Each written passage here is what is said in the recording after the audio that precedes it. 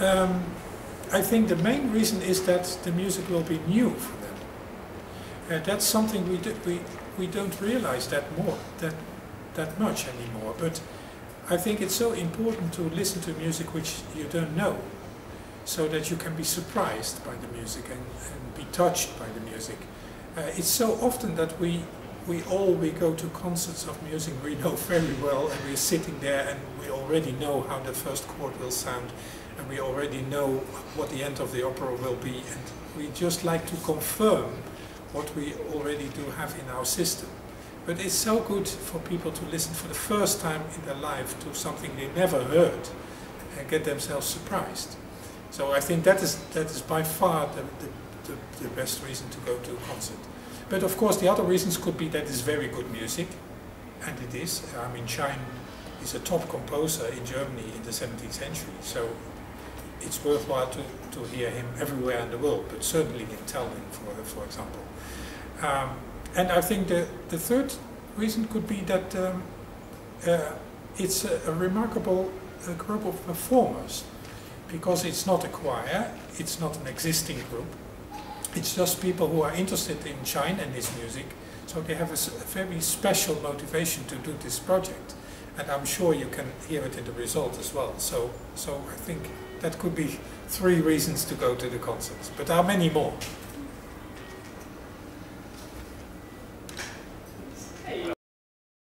It's very interesting now, repeating all the time the same words in 5 parts, polyphonically. It's not together. Now it's very interesting. Now all the time you have to decide. The sentence is "Fülle uns früh mit deiner Gnade." Sometimes it's "Fülle uns." Fülle is the subject. I would say then leave the rest. Fülle uns früh. It's not important to rest. But another time, mit deiner Gnade is Gnade. Sometimes it's like Annika, your part in 29. Gnade, fülle uns früh. That is früh, the subject. So all the time you have changing subject. And if you do that, if you exaggerate that, you hear all the time different colors in the ensemble. Not all the time the same. So you have to do one thing very good and the rest leave it a little bit. You can decide it yourself. Once more, same place. Left. I don't know actually myself, because I never was in Estonia before, and I'm invited to introduce a German composer from the 17th century, and I myself, I'm coming from Holland, so it's very unlogical me coming to Estonia. But I'm very thrilling to be there. It must be a beautiful country with a lot of good singers, so I'm looking forward to it.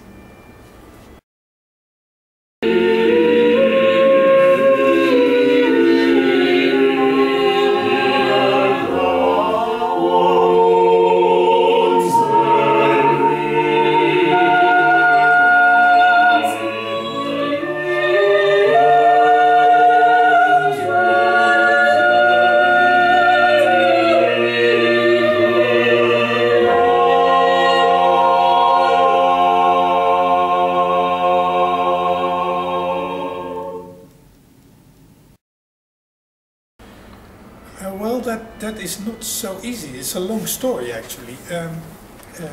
Schein, Johann Hermann Schein, is the composer, and you best think he lived exactly 100 years before Johann Sebastian Bach. So he was born 100 years before Bach, and he actually worked on the same place as Johann Sebastian Bach in Leipzig. He was a cantor in the Thomaskirche, like Johann Sebastian Bach, but 100 years earlier. And he was a composer, Johann Hermann Schein, composing vocal music, instrumental music, and living in the first half of the 17th century. Now this is a remarkable moment in musical history, because a lot of tremendous changes have been taking place in Germany. In the first place, that is what everybody felt already for a long time. You had Luther in the 16th century, who translated the Bible, changed liturgy, changed the way of thinking in religion, changed arts, changed music. It was absolutely a kind of revolution in Germany. And that was very much in the area of religion, but also had a big influence on the music of Germany in the 16th century. Now the second revolution was in Italy in the beginning of the 17th century. That was the moment where Baroque started, where big composers like Claudio Monteverdi started to write opera, where suddenly music became passionate and warm and full of affetti and emotions. And in music it caused really a revolution, that Italian music of the 17th century. And now Schein, Johann Hermann Schein, is the composer who brings together these two worlds. That is a very remarkable position. He was a very traditional German composer in one hand, and on the other hand a revolutionary composer who was very interested in the new music of his time, and he brought the two together in his music, and that is exactly the music we are going to perform in the concerts in Estonia in August. And we hope that people can hear that it's very new in one way, and on the other hand very traditional in the other way.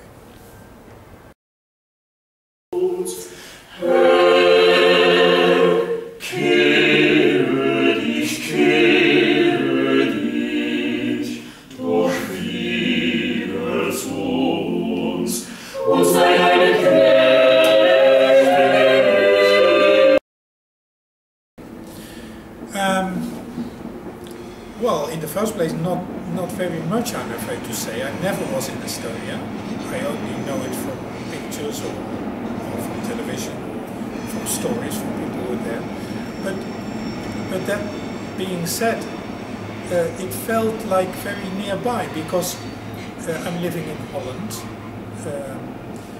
and here in Holland we have the Netherlands Chamber Choir, which is led for a very long period by tenor who is an important conductor from Estonia. He founded, if I'm informed well, the Estonian Philharmonic Chamber Choir, and I think was there for 20 years or something like that. Now the Estonian Chamber Choir is led by Daniel Royce, which is a fine colleague of me here in Holland. We know each other very well, and he works a lot in Estonia. And of course, at the moment, the chief conductor of the Nederlands Kamerkoor is Risto Joos, also coming from Estonia. So it feels like the relations between Estonia and the Netherlands are very strong. I have to admit that I don't know a lot of the Estonian repertoire, certainly not from the 19th century and earlier. Maybe it's like in a lot of these Eastern European countries that the musical history started quite late in these countries. But of course the great composers from the 20th century, like people like Grieg or Arvo Pärt or Tomies, of course we have heard their music here also in the Netherlands. And a lot of music for us unknown composers from Estonia, who is performed by these tremendous good choirs from your country, here on festivals in Holland and on CDs, and sometimes by the Nederlands Kamerkoor. So it feels like a country with a very rich choral culture, and certainly in the 20th century also with a rich group of composers writing new repertoire for these groups.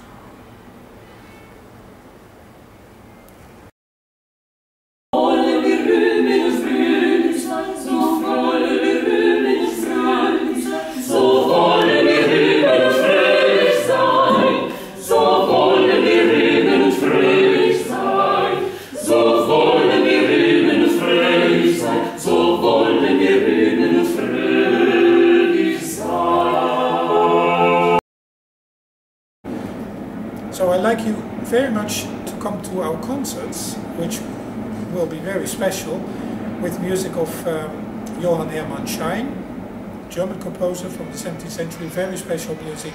And the performances are on 18th of August in Pühalepa and the 19th of August in Tallinn.